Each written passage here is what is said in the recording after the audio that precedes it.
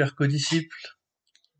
Je suis vraiment très content de pouvoir encore animer ce partage pour s'édifier l'un l'autre dans notre marche de disciples. Et j'ai été touché récemment par un court passage que je vais vous lire où on va pouvoir comprendre comment se coordonnent le fait de croire, la foi, l'œuvre de Dieu et l'œuvre de Jésus que l'on va réaliser et la prière. Et je trouve que c'est très intéressant de voir comment se coordonnent ces trois choses pour pouvoir les reproduire au maximum. Le texte se trouve dans Jean 14, versets 12 à 14. En vérité, je vous dis, celui qui croit en moi fera lui aussi les œuvres que moi je fais, et il en fera de plus grandes que celles-ci, parce que moi je m'en veux au Père. Et quoi que vous demandiez en mon nom, je le ferai, afin que le Père soit glorifié dans le Fils. Si vous demandez quelque chose en mon nom, je le ferai. Croire en Jésus, premier point. Croire en Jésus pour faire l'œuvre de Jésus. Croire, c'est le résultat de l'œuvre du Père, dans l'évangile de Jean au chapitre 6, verset 29. Dans la Bible, Dieu nous régénère, il nous unit à lui, c'est comme une greffe, où il va nous greffer sur lui-même, il nous unit à lui et place la foi qui nous sauve. Dans la Bible, la foi n'est pas une génération spontanée. Croire en Jésus, ce n'est pas avoir un rapport lointain avec lui. Ce n'est pas non plus croire une démonstration raisonnable, bien que notre foi s'appuie sur une compréhension de l'œuvre de Dieu. Mais croire, c'est un caractère beaucoup plus profond, relationnel. Croire en Jésus, c'est le connaître. Et connaître, on sait que dans la Bible, c'est interpénétrant. Dans le cadre d'une relation où il vient nous incarner et vient se révéler à nous.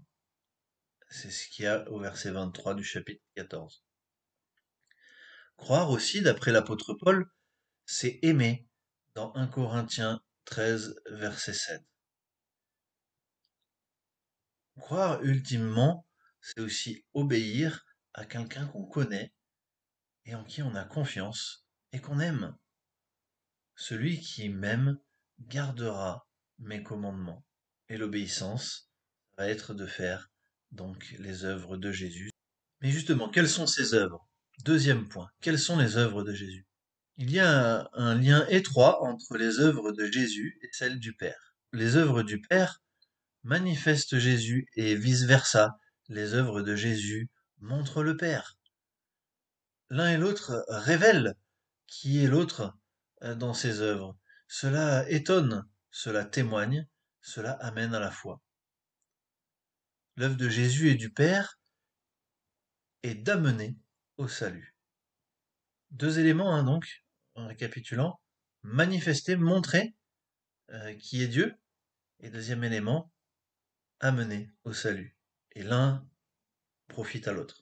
Lorsque le disciple observe cette synergie dans sa relation avec Jésus, il voit Jésus affairer à faire les œuvres du Père, et bien quand il va voir ça, le méditer, le contempler, il va être amené à l'incarner, à l'imiter.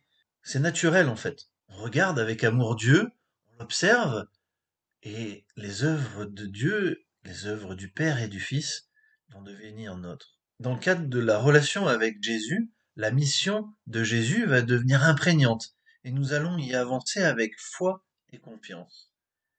De la même manière que tout ce que Jésus fait en l'ayant vu faire par le Père, nous, co-disciples, en relationnant avec Jésus, nous allons faire ce que nous voyons de lui.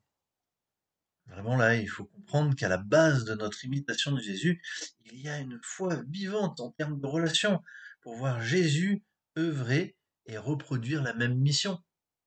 Et donc là, deuxième fois qu'on voit que croire, la foi, c'est vraiment à la base de notre marche de disciple. Le troisième point de ce que soulève ce texte, les œuvres que l'on fait de Jésus, finalement, sont à accompagner par la prière au nom de Jésus, pour avoir une réussite. Est-ce superstitieux? Parce que j'applique la formule au nom de Jésus, ça va se réaliser? Il y a une responsabilité à appliquer le nom de quelqu'un en faisant une demande. Il faut être sûr que ce soit selon sa volonté. Nous sommes un peu des envoyés de Jésus et nous venons avec son autorité et nous demandons quelque chose au nom de lui parce qu'il le pense. Nous en sommes sûrs, c'est selon sa volonté.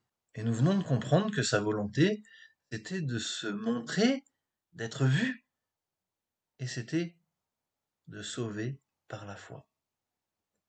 Prier en son nom, c'est pour ces deux éléments profondément missionnaires qu'il faut l'appliquer. Parce que nous prions en son nom, nos prières doivent être profondément missionnaires. Pas demander des choses qui me concernent directement ou pour moi. Non, là le sens, c'est de prier pour des choses qui sont pour Dieu et pour sa gloire. Encore une fois, là, on voit que connaître la personne de qui on applique le nom, connaître sa volonté, était en cause. Connaître la foi. Prier en son nom, c'est prier selon sa volonté. Et là, à coup sûr, il répondra. Si tu pries pour faire les œuvres de Jésus, tu vas voir un paquet de choses se réaliser dans ta vie. J'en ai eu l'exemple encore récemment, en priant pour des œuvres dans mon village, et des portes se sont ouvertes pour qu'elles se produisent. De même, dans notre vie d'église, beaucoup de personnes prient pour que le nom de Jésus brille dans les alentours. Et là, on voit des portes qui s'ouvrent. Donc il y a une application pour le service. J'aimerais te donner une deuxième application, la sanctification. Des fois, on prie pour des péchés, d'être purifié, d'être lavé, que certains comportements s'enlèvent, mais on prie souvent parce que ces comportements nous gênent et sont des entraves pour notre personne. Et là, il y a un mauvais sens en fait. On prie pour une bonne chose, mais avec un mauvais fond. Ce qui est important dans la sanctification, c'est que le nom de Jésus brille, encore une fois. C'est qu'il soit vu en nous. Et donc, si on prie pour être libéré de péché, dans le but que Jésus soit vu, pour qu'il y ait un rayonnement dehors, et que ça appelle des nouvelles personnes à la fois, je suis sûr que la délivrance de certains péchés verra son exaucement beaucoup plus propice. Voyez, une deuxième application, donc, c'est la sainteté. On va prier différemment dans le nom de Jésus, pour que son nom soit manifesté, pour que son salut se répande. Conclusion. J'espère t'avoir motivé vraiment à relationner avec Jésus-Christ. Tu verras des grandes choses se faire dans ta vie au fur et à mesure des pas de disciples. Ces grandes choses, c'est l'œuvre de Dieu. C'est voir Dieu.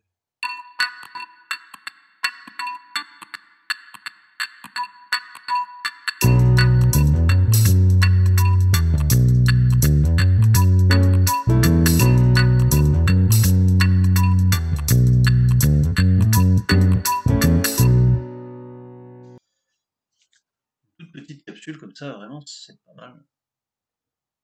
Je crois que c'est pas mal. Essayez de voir. C'est bien, ça met en forme.